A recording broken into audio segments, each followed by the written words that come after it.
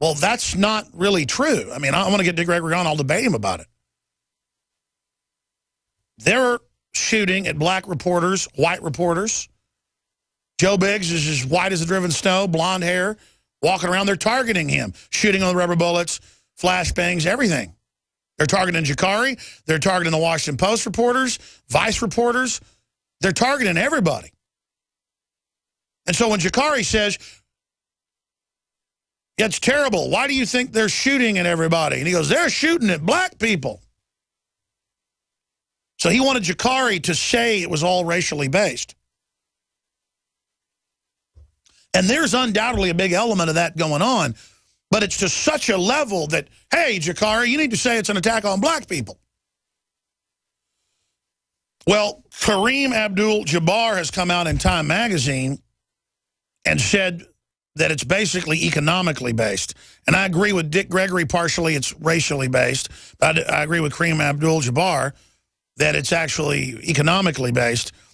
And it's the whole rap culture and MTV culture does sell it all as an anti-cop, anti-white type mindset, which then makes whites become racist and see it as racially based, and makes the police see black people, period, as their enemy.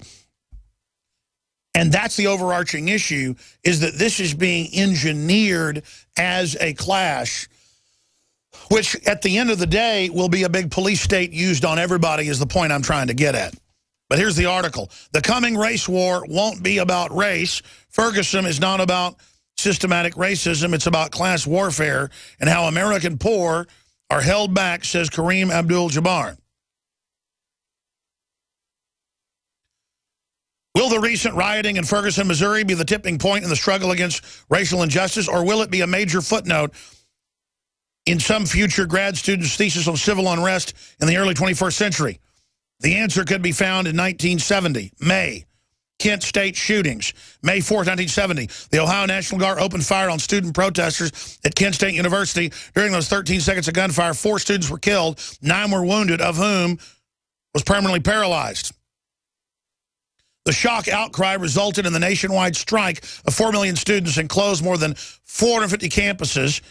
5 days after the shooting, 100,000 protesters gathered in Washington, D.C., and the nation's youth were energetically mobilized to end the Vietnam War, racism, sexism, mindless faith in the political establishment. And then it goes on to say you probably haven't heard of the Jackson State shootings. 10 days after Kent State ignited the nation and the predominantly black Jackson State University, Mississippi, police killed 2 black students, one a high school senior and the other a father of an 18-month-old baby. And then it goes on. You can see the whole thing set up to start the Civil War. I didn't start saying a couple weeks ago when this Ferguson thing started that Civil War was coming. I said it 5 years ago, 4 years ago, 3 years ago, 2 years ago, a year ago, 6 months ago, a month ago. And as of a month ago, I was saying it every hour on the hour.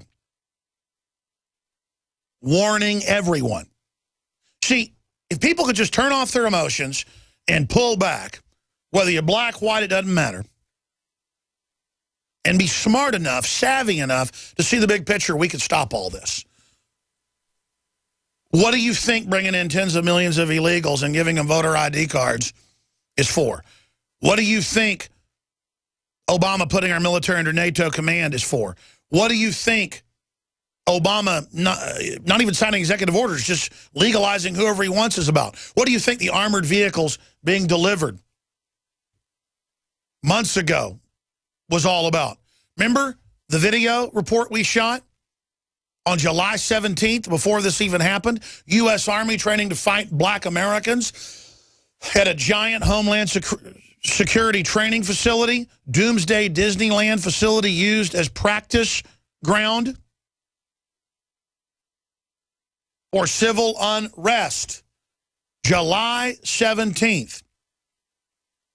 What is that, 3 weeks before Ferguson started? We told you from our inside sources they're preparing for nationwide black riots. And again, that's because this could be a psyop. this whole thing from the beginning. But what we do know is it's now a PSYOP officially, and the White House isn't letting a good crisis go to waste. And we've got to figure out how to avert this and stop this before it starts a civil war with a race war on top of it. Right now, they are putting in policies to shut down our factories and industry, to shut down our energy sectors, to bring in global regulations over every town and city via Agenda 21. Our borders are wide open. The presidency, for all intents and purposes, has become a dictatorial office. Doesn't mean Obama won't leave. It means Obama is a dictator, and that's even being said in Congress. So if you're globalists sitting in Switzerland or sitting in Luxembourg or sitting in Grand Cayman or sitting in Paris or London, how do you take down a region like Ukraine? You get the Western and Eastern Ukrainians fighting with each other. Both sides have beefs. Both sides have histories with each other. Both sides think they're right. Both sides have good points.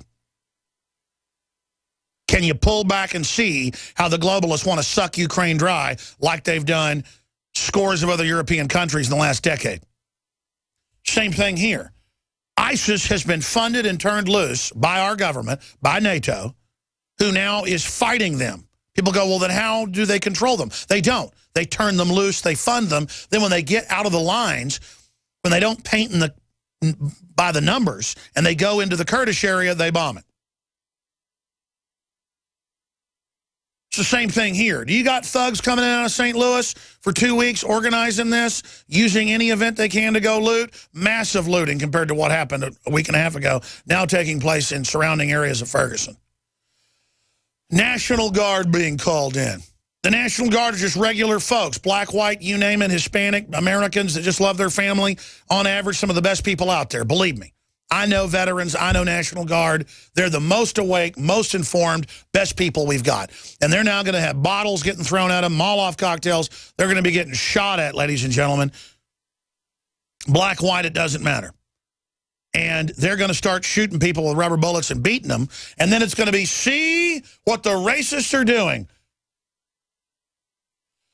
But at the same time, why did the police shoot at reporters? At the same time, why did the feds send known provocateurs from the DOJ in to stir all this up? And I've talked to lawyers in Kansas City, I know. I've talked to state police in Kansas City, I know. And in St. Louis. But I first talked to folks in Kansas City, and one of them formerly lived in St. Louis and knows the inside baseball. And they told me, and then I talked to another lawyer I know who lives in St. Louis and is connected to the police, and he said they've known from day one this is just going to continue to get worse. And they wanted to crush it up front, hoping they could just get people off the streets. Well, I don't know what psychology they're following, because I can tell you gut level, it's only going to make things worse. And it's now spreading in different parts of the country, in Florida, in New York, in California. This is the excuse people need who are racist to go out and pull over a truck being driven by a white guy, Reginald Denny, and bash his whole face in, and to burn down people's stores and to attack. It is a criminal element that is going to use this, and the higher level criminal element is going to play people off against each other. Here are some of the headlines. This is the next level. I was saying 3 weeks ago, what's the next big crisis? The open borders, funding al-Qaeda, trying to start a war with Russia, devaluing the dollar, all these other scams. And I said, I believe it's going to be race war in this country. Over and over again, I said that. You were witnesses to it, because I know how the globalists operate. 15, 20 blacks dying a week in Chicago getting shot, black on black, you don't hear a word about it. Whether the cop was wrong or in the right, it's a tragedy either way. Why is it now time to come out and riot? Why is it now time to come out and burn things down? And why is it time for the police to act like thugs and shove my reporters around and shoot at them while laughing? It is the degeneration of society, and it's animal mentality. It's mob mentality by the police and by the other side as well. And you've got all the military equipment, all the checkpoints, and all of it ready, rolling out. And this is segueing the police state from the drug war and the phony war against al-Qaeda. Now they'll sell it in a race war with black people. Hispanics will join in because they'll get their orders out of the different Justice Department groups, the illegal aliens. And then it'll set the precedent for martial law on the streets. And then after that is set, Homeland Security will be turned against its real enemy, the Tea Party, gun owners, the war on white people that congressmen have talked about, that is being sold. That's the main behind-the-scenes training, is to then flip it around against whites, stage terror attacks, and claim whites did it. We're on the march.